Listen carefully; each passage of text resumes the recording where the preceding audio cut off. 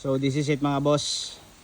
Trailer, drop side, 40 feet po yung ating unit.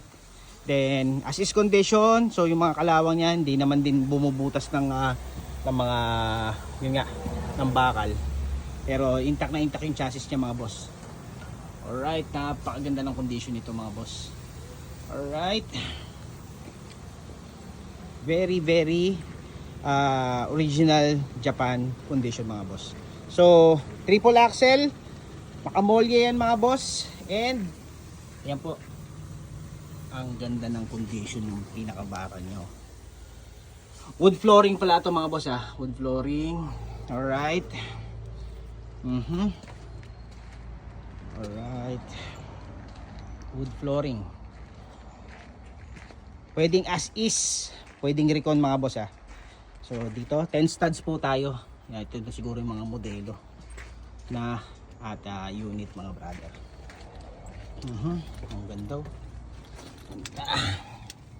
So ayan po, molye ang ating unit.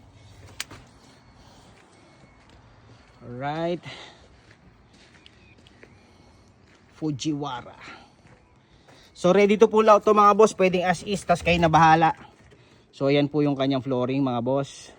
So merong mga talian yan. Ayan. Alright. Subic location mga boss. Ikutan pa natin dito sa kabila. Alright, buong buo yung mga taillight nya. Ready to go. Ready to go. As is or recon po pwede ito. Ang ganda. As is condition po yan mga boss. So pwede na nga itong pagpunta nyo dito, pwede nyo na iuwi ito So 11R yung mga gulong natin 11R po. Meron pong taguan ng mga gamit. Ayan. Alright. So ayan po.